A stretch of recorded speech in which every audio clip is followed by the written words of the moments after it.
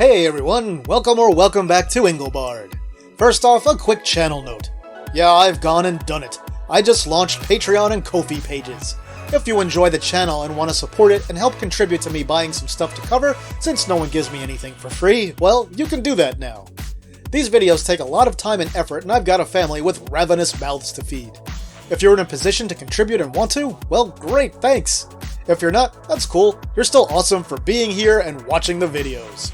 Don't worry, I won't be a constant nag about it. I'll mainly just be putting up the links and mentioning them at the end of the videos. With that out of the way, today I'm going to live dangerously and invite disaster by talking about the upcoming Intellivision Amico again. I figured I'd cover some recent developments, like the unveiling of its physical media, and the CBR article from a few days ago which made a few, shall we say, interesting points. For everyone in the comments, pro or anti-Amico, love it or hate it, come on, be nice. It's just a game system, okay? Okay. Okay, no problem, okay. First up, let's talk about the big official physical media reveal. Did you know that you can already buy the first physical Amico releases right now, even though the system isn't out yet and doesn't even have an official release date? Lots of people have them and have been showing them off. But it seems there's still some confusion to exactly what they are. And personally, I've covered them for months on this channel, and others in the media have talked about it for a long time, so even though the reveal seems to have taken a lot of people by surprise, I'm not really sure why. But since it has, I'll explain them real quick. This is what counts as physical media for the Amico. You get a little box with artwork sort of reminiscent of old Intellivision games. Isn't that nice? Inside you also get a few trinkets along with a little NFT RFID card. That alphabet soup translates to this. You get a download code that's part of a blockchain, which means two things. First, there's no actual game code on the card, and second, your digital ownership of the game will be transferable so you can sell it or give it to someone later. Intellivision is selling 8 physical Amico games right now. The catch is, you have to either buy a pack of 4 of the games for $80 or all 8 of them for $150. What a savings. Yeah, I inflated the prices by 1 cent because I'm not gonna do that 99 here. Now I have a few thoughts on this model for selling quote-unquote physical games. First, are these really physical games? And honestly, no, they aren't. What you've got is a transferable download code and you need to be connected to the internet to download the game after you buy it, but you don't have to be connected to play it after you download it. Someday, whether it's a month from now, a year from now, or a decade from now, those games will no longer be available for download, and at that time, you'll be left with nothing but a worthless piece of plastic. You know, unless the collector market decides to give it an insane value down the road. I mean, this isn't exactly a whole lot different than the situation that caused an uproar a while back by Switch games being sold in stores with nothing but a download code inside the box. People were understandably furious about that. I'm mad! Hey, don't try and sell him the box version of the Outer Worlds, am I right? Anyway, the Amico situation, it's not entirely the same since you can transfer ownership of the game, but you know what they really should have done? Added a cartridge slot to the Amico so that you'd be able to use it to play games without ever having to go online. And you may be thinking, hey, adding a cartridge slot to the Amico would have added some extra cost to this already overpriced system. But here's the thing. Look at what Blaze is doing with the Evercade and Evercade VS right now. Blaze is a relatively small company, and the Evercade VS actually has 2 cartridge slots built in, along with its power, HDMI, and USB ports, and still they managed to sell that thing for under $100. Yeah, Amico games will probably contain more data and occupy more space than the average Evercade cart, but come on, Amico games are all relatively small by modern standards. As we know, downloadable Amico games are $10 or less, while the physical Amico games are $20 or less. Physical products cost more, and this part of the model makes perfect sense to me. They should cost more because you're getting the game plus some more stuff. I've got no problem with Intellivision charging a little bit more for the physical releases, and frankly, all the major players in the business should be charging less for downloadable games than they do for physical copies, so kudos to Intellivision for not inflating the download prices just to match the physical prices. But I still have to come back to the problem being that the Amico physical media really isn't physical media at all. You just get a little plastic card containing the code for the game, along with a coin and a cardboard collectible card. Is that stuff worth double the cost of the downloadable only version? I don't think so. Now, would a cartridge or a card that actually contained the game code have been worth double the price of a download? I'd say sure. Also, something else just bothers me about Intellivision selling the games when the system doesn't even have a new release date yet. If you scan the comments section of the videos on the Intellivision YouTube channel, Tommy Tallarico is saying right now that they're shooting for an early 2022 release date, but we still don't know for sure when it's coming. Selling the games, and only in packs at that, while the system doesn't even have a firm launch date and you can't do anything with the games that you buy, well, that really isn't a good look in my opinion. I would even venture to say it seems a little desperate, like Intellivision absolutely needed to sell something right now to help raise some money.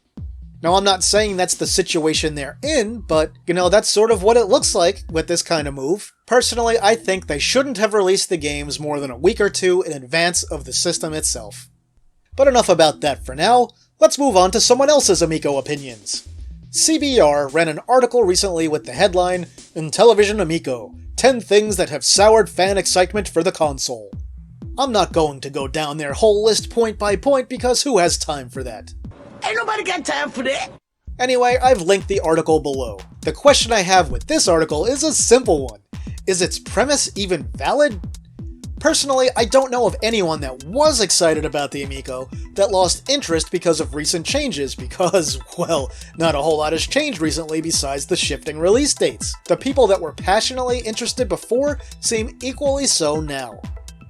If you're new to my channel or need reminded of my stance on the Amico, it's this. I'm very neutral. I did not pre-order an Amico, and I have no personal stake in its success. On the flip side, I also have no animosity towards the system and have no desire to see it fail. I've called out what I felt have been both good and bad decisions made regarding both the development of the system and its path to retail shelves. Just let the thing come out and we can all judge it afterwards. I know that seems like a crazy notion to have these days, but what can I say? I'm old-fashioned.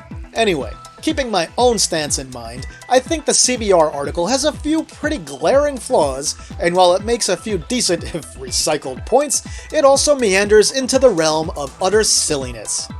I mean, how can you sour on a system because it doesn't have something that no one ever said it would or ruled out almost 4 years ago? That does not make sense. The article bravely mentions all the things that everyone on the internet that knows what the Amico is have raised concerns about for years. Things like the increase in price from $180 to $250, the lack of bigger games, the questionable controllers, and more. Yeah, fine, okay. You can read articles or watch videos from 2 years ago that cover all the same things, but those are all fair points. Now let's go on to the things that don't make sense. One of the things they complain about that has soured interest for fans of the Amico is that it lacks a cartridge slot for, get this, the 1978/79 original Intellivision games. For f***'s sake, where did they pull that one out of? At no point was it ever said that the Amico would have a cartridge slot for the original Intellivision games. And this whole premise is ridiculous. Did people sour on the Switch because it didn't have a cartridge slot to play NES games? No! The other big sort of ludicrous point they make is about the lack of online play, which Intellivision announced would not be part of the Amico literally years ago. Are they referring to people who soured on the Amico 4 years ago when this was announced? This point doesn't make sense in the context of a late 2021 article on the Amico. That does not make sense. And here's another silly point they made. Quote, the lack of game options to play. First, I applaud their courage in stringing those words together in that way, defying all the conventional wisdom of the English language. Regardless, this point doesn't even make sense in the context of their own article. I mean, here, look at this. They talk about the 6 games that come with the system and that there will be 20 to 30 more games that will be available at launch. Let's assume the low end of 20 games plus the 6 that are included. That's 26 games. At launch! Is that a f***ing lack of games for a just-launched game system? No! Now, I'm having a little fun here. I'm not going after the author of the article. These are their opinions, even if a few of them don't seem particularly firmly rooted in the reality of the system. But there are a few other points they make, unoriginal as they may be, that are still quite salient, especially on price. Intellivision asking $250 for the Amico in the year 2022, even though it uses guts similar to those found in a $100 smartphone from 5 years ago, along with the addition of the 2 touchscreen controllers, seems really hard to justify at this point.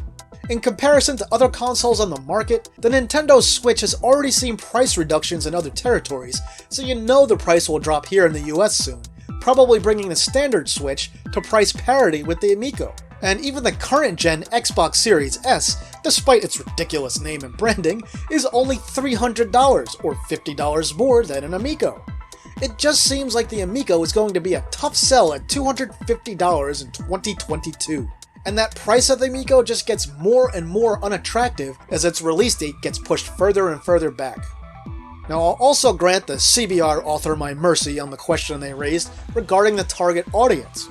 I feel this is a point that's even more valid to bring up now than it was in the past. Why? Well, look no further than the physical media. These boxes use artwork similar to the old Intellivision games, as I pointed out earlier. Clearly, they're targeting the retro audience with those game boxes, even though Tommy Tallarico has gone to great pains to say that the Amico is a modern system, which is why there are no bitmapped pixel art games on the thing. So yeah, seems like a bit of a contradiction there. Okay, I've rambled on long enough here. I'll loop back to the physical media to give you my final take on that and then wrap this video up. As it stands, I don't think Amico physical media is worth the extra cost. Obviously, real carts with game code on them would have been ideal. But I think Intellivision missed a real opportunity here to at least make the games look like real cartridges. I mean, their games are RFID objects that could have been any shape, so I think making them look like real cartridges would have at least made them more attractive to own. Yeah, it would have only been an aesthetic change, but something about the flat cards that come in the box just make them really unappealing to me. As it stands, if I end up getting an Amico, I don't see myself ever purchasing a physical game for it. Alright, so that'll do it for this video, my retro and current gaming friends. If you enjoyed this video, please like and share it. Also subscribe if you haven't and hit that notification bell. My newly launched Patreon and Ko-fi links are below and will be on screen at the end. With that, I'll say thanks for watching, and see me later.